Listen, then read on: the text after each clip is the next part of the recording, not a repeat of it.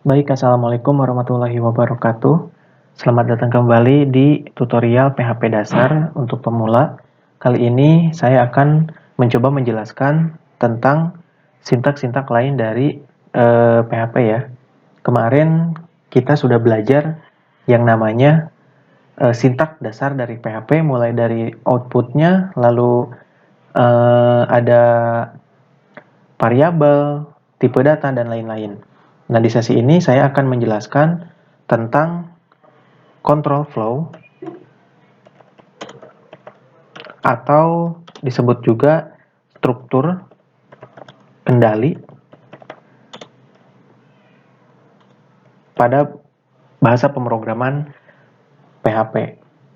Nah, jadi sebetulnya struktur kendali ini sudah ada ya, atau sering dipakai di bahasa pemrograman yang lain. Cuman kita lihat struktur kendali dari bahasa pemrograman PHP ini seperti apa. Nah, untuk struktur kendali di dalam sebuah pemrograman bahasa pemrograman PHP itu ada dua. Yang pertama ada pengulangan, lalu yang kedua ada yang namanya pengkondisian. Nah, karena di video ini saya akan menjelaskan tentang pengulangan supaya lebih fokus dan lebih lebih bisa dipahami lah. Nah, untuk pengkondisian ini nanti akan saya bikinkan videonya setelah video pengulangannya ini selesai. Oke ya, jadi di struktur kendali itu ada dua, yang pertama ada pengulangan dan pengkondisian. Kita coba bedah yang pengulangan dulu. Baik, silakan dibuka teks editornya. Kemarin saya menggunakan teks editornya itu ini ya, Sublime Text. Dan kemarin juga saya sudah membuat folder dengan nama belajar.php yang di dalamnya ada satu file dengan nama index.php. Nah, kemarin kita belajar tentang sintak dasar PHP, output, penulisan sintak, variabel, tipe data, dan lain-lain. Nah, sekarang kita akan belajar tentang pengulangan atau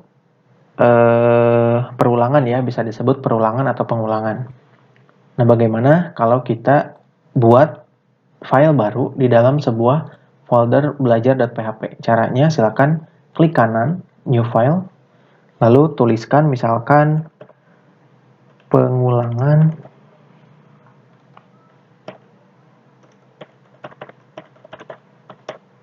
.php. Lalu save. Nah, di sini kita sudah membuat satu file baru di dalam folder belajar.php ini, yaitu dengan nama pengulangan.php. Seperti ini. Kalau misalkan coba kita ganti dulu deh index, jangan index, misalkan kita rename index 1 ya. Lalu tahap selanjutnya kita akan buka project kita, yaitu dengan menggunakan web servernya ya. Silakan dibuka aja XAMPP control panelnya.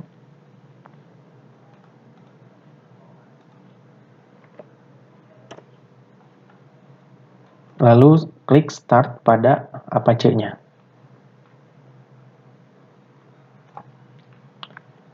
Nah, selanjutnya kita akan buka project kita, yaitu kemarin kita sudah belajar cara membuka si web servernya. Caranya silakan ketikkan di URL localhost. Nah, localhost ini berarti sama dengan htdocs ya. Localhost / nama foldernya berarti belajar PHP. Ini ya, jadi kita sekarang berada di folder dengan nama belajar PHP. Kalau saya enter, nih udah muncul dua file, yaitu index1.php dan pengulangan.php. Kalau misalkan saya buka pengulangan.php, nah tampilannya kosong ya, karena memang belum kita isikan apa-apa di si file pengulangan.php ini. Atau kalian juga bisa menggunakan alamat IP-nya ya, yaitu 127.0.0.1. Enter. Nah, sama aja.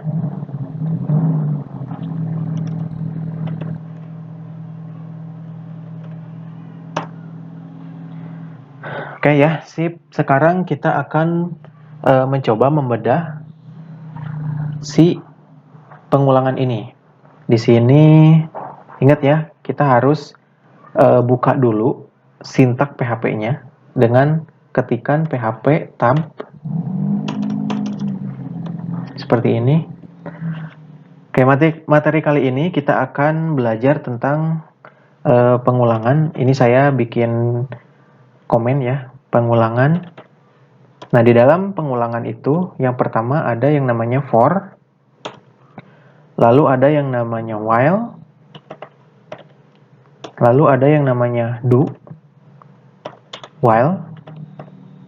Ini satu pasang ya statementnya. Lalu ada yang namanya for each. Nah, for each ini kita tidak akan mempelajarinya karena for each ini pengulangan khusus array. Nah, jadi di sesi kali ini kita tidak akan membahas tentang array. Nanti di video selanjutnya saya akan bahas tentang array dan pengulangannya menggunakan for each.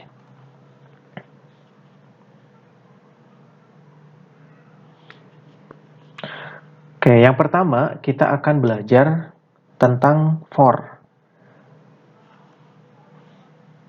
Nah, for ini sintaknya cukup dengan kita ketikkan for, lalu kurung buka tutup, dan kurung kurawal. Nah, jadi sebetulnya di for ini kita harus sudah bisa mengetahui bahwa di dalam for itu ada 3 bagian. Yang pertama ada, ini jangan di ini ya, saya pakai komen dulu aja. Ini misalkan di for ini yang pertama ada inisialisasi, lalu yang kedua ada kondisi, dan yang ketiga ada yang namanya increment. Nah, jadi di dalam for itu harus mempunyai 3 statement, yaitu inisialisasi, lalu kondisi, dan increment atau decrement. Nah, jadi ketiga inilah yang nantinya akan menjalankan sebuah sintak for ini. Oke ya, kita coba. Nah, di dalam for, di dalam kurungnya, itu kita bikin $, kita bikin inisialisasinya ya, misalkan $i, misalkan. Ini bebas ya, kalian mau $A sampai Z terserah.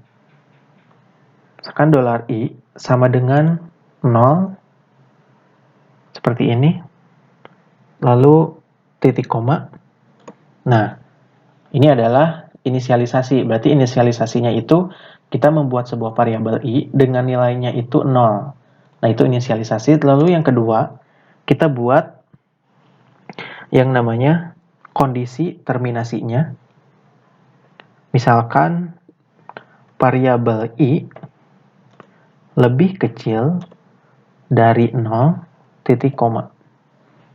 Nah, variabel i lebih kecil dari 0 itu berarti ini ya, kondisi terminasinya. Lalu kita buat increment atau decrementnya. Incrementnya variabel i plus plus. Nah, jadi seperti ini ya.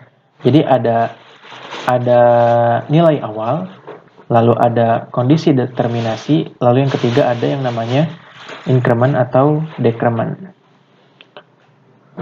Misalkan si blok kurawalnya kita enter aja. Nah, di dalam blok kurawalnya kita tambahkan echo, berarti untuk untuk ngeload atau untuk ngelooping yang akan kita looping. Misalkan halo Rizky. Nah, otomatis nanti si halo Rizky ini akan ulang sebanyak 0, bukan 0. Misalkan kita kondisi terminasinya 5. Nah, jadi bacanya gini.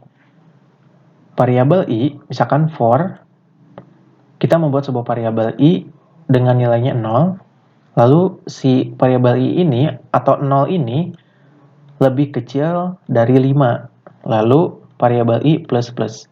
Nah, maksudnya variabel i plus plus itu nanti setiap kali perulangan akan ditambah 1.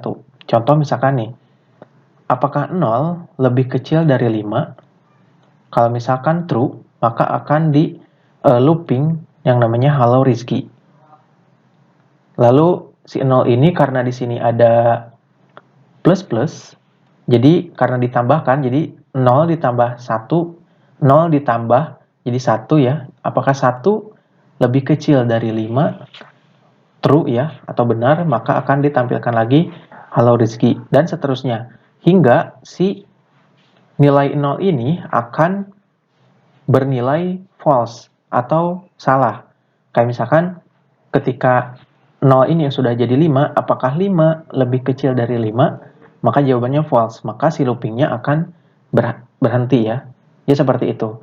Kalau misalkan kondisi terminasinya kita gunakan 5, otomatis nanti akan di looping sebanyak 5 kali.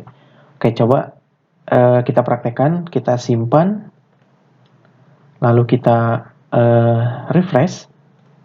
Nih, maka halo Rizky-nya akan diulang sebanyak 5 kali. 1, 2, 3, 4, 5. Nah, jadi seperti itu ya. Kalau misalkan pengen ada spasi, itu silakan di spasi aja setelah ini, baris terakhir. Nah, kalau misalkan pengen dikebawahin, tinggal tambahkan. Ini ya, masih ingat kalau misalkan kemarin di video sebelumnya ada yang namanya PHP di dalam HTML dan HTML di dalam PHP. Nah, coba kita praktekkan PHP di dalam HTML. Di sini kita praktekkan HTML di dalam PHP. Kita tambahkan BR. BR itu break line ya. Jadi break line itu supaya si tulisannya ke bawah. Lalu kita save.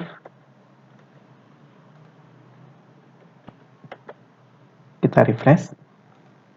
Nah, otomatis akan dibuatkan looping sebanyak Rizky sebanyak 5 kali ke bawah. Kalau misalkan saya view page search, nah, halo Rizky BR-nya akan diulang sebanyak 5 kali. Kalau misalkan kondisi terminasinya saya ganti menjadi 10, otomatis akan loopingnya 10 kali itu. 1, 2, 3, 4, 5, 6, 7, 8, 9, 10. Kayak itu ya untuk for. Jadi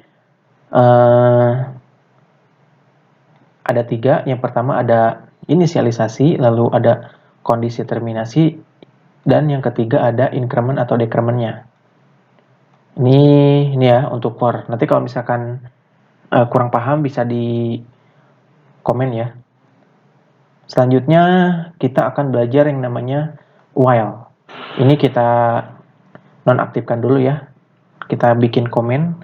Caranya Ctrl/. Nah, selanjutnya kita akan mencoba sintak while. While ini cukup mengetikkan while, lalu kurung buka tutup, lalu kurung kurawal. Sama ya seperti tadi, ada 3. Yang pertama ada inisialisasi, ada kondisi terminasi, dan increment atau decrement. Nah, while ini kita akan bikin si kondisi terminasinya dulu. Misalkan variabel i lebih kecil dari 5, lalu kita tampilkan echo, misalkan hello Rizky MR. Nah, berarti si hello Rizky MR-nya akan diulang sebanyak 5 kali. Nah, ini baru kondisi terminasinya aja. Kita belum buat inisialisasinya. Nah, untuk inisialisasinya itu silakan dibikin di luar while-nya. Misalkan kita bikin variabel i sama dengan 0. Nah, berarti inisialisasinya itu disimpan di luar while. Seperti itu. Lalu kita bikin lagi increment atau decrementnya. Misalkan berarti variabel i plus plus. Nih ya, jadi kita sudah mempunyai inisialisasi, lalu kita sudah buat yang namanya kondisi terminasi dan increment atau decrementnya. Kalau misalkan saya save, lalu saya refresh. Nah, ini ya, sama kita buat dia untuk ke bawah. Nah, seperti ini. Nah, jadi cara bacanya apakah 0 lebih kecil dari 5? Kalau true, maka akan ditampilkan. Itu ya. Terus nanti si 0 ini ditambah. Karena di sini ada increment atau decrementnya. Misalkan jadi 1, apakah 1 lebih kecil dari 5? True, maka akan menampilkan hello Rizky MR. Lalu selanjutnya 2 apakah lebih kecil dari 5 dan seterusnya hingga si inisialisasinya ini akan bernilai false. Kalau misalkan false berarti selesai ya loopingnya. Nah, seperti itu. Jadi untuk kalian harus harus lihat kalau misalkan tidak menggunakan increment atau decrement, ini pasti akan masuknya ke looping forever atau looping yang tidak akan pernah berhenti. Jadi contohnya misalkan gini, saya hapus si incrementnya. Jadi gini, apakah 0 lebih kecil dari 5, nilainya true, maka akan ditampilkan atau echo hello world, hello Rizky. Lalu balik lagi ke atas, apakah 0 lebih kecil dari 5, maka tampilkan hello Rizky. Balik lagi ke 0, lalu apakah 0 lebih kecil dari 0 dan seterusnya. Maka tidak akan pernah berhenti loopingnya. Misalkan saya simpan, saya refresh, tuh. Dia pasti tidak akan pernah selesai ya loopingnya. Jadi hati-hati untuk menambahkan increment atau si decrementnya. Nah, kalau misalkan udah seperti ini, bagaimana cara memperbaikinya? Yaitu tinggal ditambahkan lagi, misalkan $i plus plus, lalu save. Nah, ini kita kita copy aja, lalu kita paste di tab baru, lalu enter. Oke ya, kembali lagi seperti ini. Ya, jadi itu adalah untuk while. Jadi ibaratnya while itu sebetulnya sama dengan for ya. Jadi dia bisa mengerjakan sama seperti for. Selanjutnya kita akan bedah tentang do while ini. Nah, do while ini sebetulnya sama seperti while, cuman agak sedikit berbeda. Nah, dari mana perbedaannya? Kita praktekkan. Ini kita komentar dulu biar nonaktif. Nah, untuk do while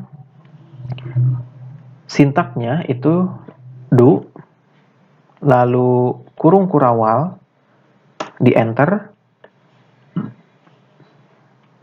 lalu echo, misalkan selamat datang Rizky, pakai BR ya,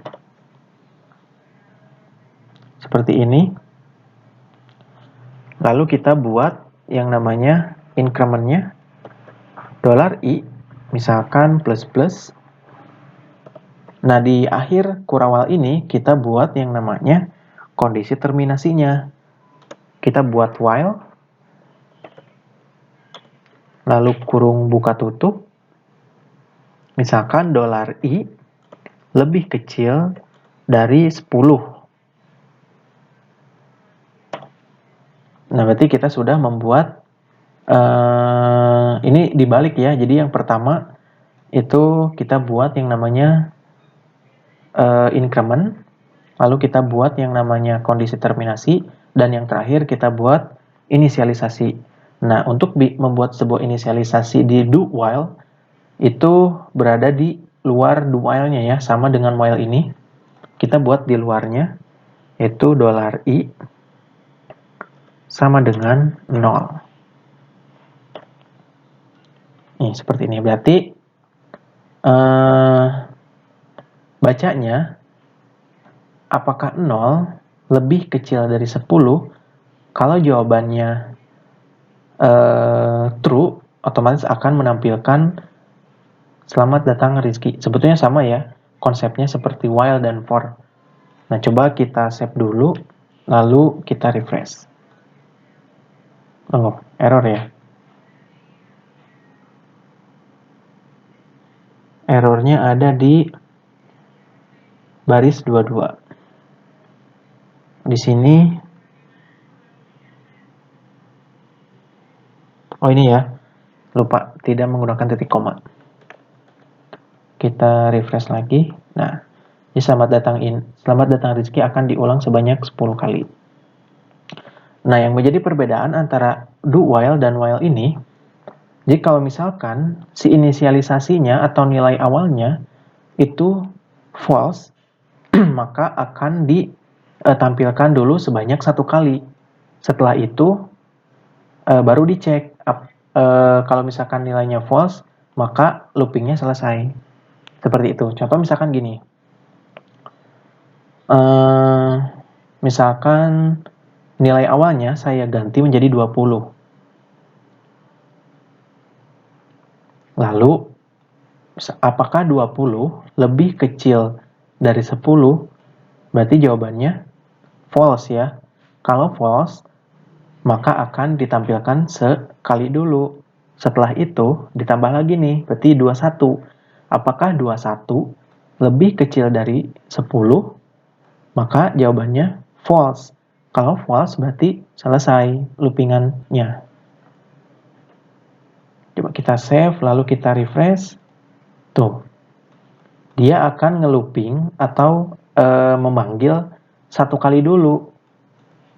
Nah, kalau misalkan untuk do while ini ya, jadi kalau misalkan do while ini dia akan ditampilkan dulu sebanyak 1 kali, baru dicek. Kalau misalkan ketika dicek hasilnya atau nilainya false, berarti selesai loop atau keluar dari loopingan itu. Misalkan ini saya komentar dulu, lalu saya aktifkan lagi yang si while ini. Nah, kalau misalkan saya ganti ini menjadi 10, otomatis kan cara bacanya apakah 10 lebih kecil dari 5? Jawabannya false. Nah, coba kita save, lalu refresh, kosong ya. Karena apa? Karena dia dicek duluan oleh si while-nya. Jadi, apakah 10 lebih kecil dari 5? Jawabannya false. Kalau false, si echo ini tidak akan ditampilkan. Nah, tapi kalau misalkan dengan menggunakan do while, dia akan menampilkan dulu sekali, baru dicek. Nah, kalau misalkan dicek, berarti 20 ditambah 1, karena di sini ada increment. Berarti 21, apakah 21 lebih kecil dari 10? Kalau false, maka tidak akan ditampilkan echo-nya. Dia akan menampilkan echo sebanyak 1 kali dulu nih. Nah, kalau yang ini dia dicek duluan. Makanya tidak akan keluar ya, atau tidak akan ngelooping. Nah, jadi seperti itu perbedaan dari while dan do while. Nah, untuk yang kurang paham, boleh ditanyakan di kolom komentar. Ya, jadi seperti itu untuk pengulangan. Jadi pengulangan itu ada for, while, dan do while. Jadi sebetulnya apa yang dilakukan while bisa juga dilakukan for. Dan apa yang dilakukan do while bisa juga dilakukan oleh while. Cuman ada perbedaan, kalau do while ini ketika false dia akan nge-looping sebanyak 1 kali. Kalau while itu tidak akan looping ya kalau nilainya false, karena dia while ini akan mengecek duluan. Sedangkan do while itu akan ditampilkan dulu 1 kali baru dicek. Nah, jadi seperti itulah inti dari pengulangannya. Bagaimana kalau misalkan kita implementasikan pengulangan ini di project pembuatan tabel misalkan. Coba kita buat satu folder lagi. Misalkan di sini tabel.php. Kita save. Nah, jadi nanti kita akan manggil si tabel ini ya. Berarti tabel.php. Nah, ini ya. Nah, masih kosong. Nah, kalau misalkan karena tabel itu adalah struktur bahasa dari HTML, otomatis kita harus buat struktur dasar HTML-nya dulu. Caranya ketikkan HTML lalu tab. Maka si text editor akan membuatkan struktur dari HTML. Misalkan di sini membuat tabel menggunakan pengulangan. Nih, misalkan di bodinya kita buat yang namanya, kalau bikin tabel kan harus ada tabel ya, tabel, tab, lalu di dalamnya ada tr, lalu di dalam tr ada td. Nah, jadi tr ini adalah baris, misalkan nih, di sini saya akan implementasikan membuat sebuah 5 baris tabel dan 5 kolom tabel. Jadi baris itu ke bawah, kalau kolom ke pinggir ya. Ingat jangan salah jangan salah katanya. Jadi kalau tabel itu ke bawah, kalau baris itu ke bawah, kalau tabel itu ke pinggir. Nah, tr itu adalah baris, td itu adalah tabel.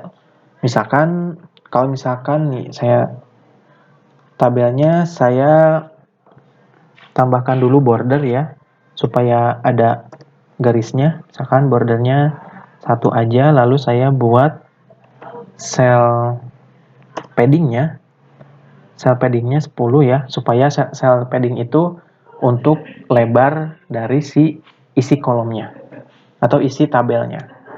Lalu kita buat lagi cell spacing. Nah, cell spacing ini fungsinya untuk ketebalan garis. Jadi garisnya cukup 1 aja atau nggak usah tebal-tebal. Kita cukup gunakan cell spacing dengan value atau nilainya 0. Nah, kalau misalkan saya save, lalu saya refresh, ini baru 1 ya, karena baru 1 TD. Nah, kalau misalkan saya pengen buat 5 kolom, berarti saya harus buat TD sebanyak 5 kali. Kita buat lagi TD. Lalu kita buat lagi TD sebanyak 5 kali. Misalkan TD baris ke-1 kolom 1. Ini misalkan baris ke-2 baris ke-1 kolom 2, baris ke-1 kolom 3, baris ke-1 kolom 4, baris ke-1 kolom 5. Kalau saya save, nah seperti ini ya. Ini baris pertama. Kalau misalkan kita ingin menambahkan baris baru, otomatis kita buat lagi atau kita harus copy lalu paste gitu ya, sampai 5 kali misalkan. Nah, jadi baris 1, ini baris 2 kolom 1, ini baris 3 kolom 1, dan selanjutnya lah. Nah, kalau misalkan kita menggunakan pengulangan, itu kita tidak harus ribet-ribet membuat TR dan TD sebanyak yang kalian mau. Jadi kita cukup tambahkan sintak dari si pengulangannya. Misalkan nih saya menggunakan for Nah, hati-hati ya bagi teman-teman kalau misalkan menuliskan for itu tidak akan bisa, karena for itu adalah bagian dari sintak PHP, maka kita harus buat dulu sintak PHP-nya. Ingat ya, jadi di sini PHP-nya ada di dalam HTML. PHP seperti ini. Nah, kita buat yang pertama for. Misalkan kita buat variabel ya dengan $. Misalkan kita yang pertama buat baris dulu deh. Misalkan kita buat $B. B ini berarti menandakan untuk baris. Sama dengan 1. Nah, kenapa tidak 0? Sebetulnya bisa 0, bisa 1, bisa 2 ya, terserah. Kalau misalkan 1 nanti ada sedikit perbedaan. Misalkan variabel barisnya itu 1. Lalu kita buat kondisi terminasinya variabel B lebih kecil sama dengan 5. Karena kita akan bikin 5 baris. Lalu kita buat lagi variabel incrementnya ya, berarti variabel B++. Nah, jadi seperti ini. Lalu kita buat kurung kurawal, enter. Kita buat echo. Lalu di dalamnya kita tambahkan aja tr. Tr ini berarti untuk baris, seperti ini. Lalu kita tutup si tr-nya dengan echo juga. Lalu tutup dengan tr. Nah, kenapa tutup tr-nya enggak disimpan di setelah tr buka? Karena di dalamnya kita akan tambahkan lagi yang namanya for baru. Nah, jadi seperti itu ya. Jadi yang pertama dulu nih, kenapa di sini ada sama dengannya? Jadi kalau misalkan kalian mengetikkan 1, tapi di sininya tidak ada sama dengan, otomatis hanya akan di looping sebanyak 4 kali.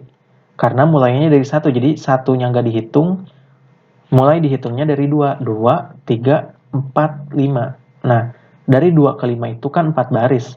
Nah, jadi otomatis terhitungnya 4 gitu. Kalau misalkan menggunakan sama dengan, maka dihitungnya tetap dari angka 1 ini. Jadi seperti itu. Nah, di dalam echo-nya kita buat lagi for. Nah, kita bikin variabel untuk kolom. Berarti kita bikin sebuah variabel $k. $k ini untuk kolom lah. $k sama dengan 1 seperti ini. Lalu kita buat kondisinya, kondisi terminasinya $k lebih kecil sama dengan karena kita akan buat kolomnya itu 5 juga ya, 5. Lalu kita buat incrementnya $k plus. Lalu kita buka blok kurawal, lalu enter. Di dalamnya kita panggil dengan echo.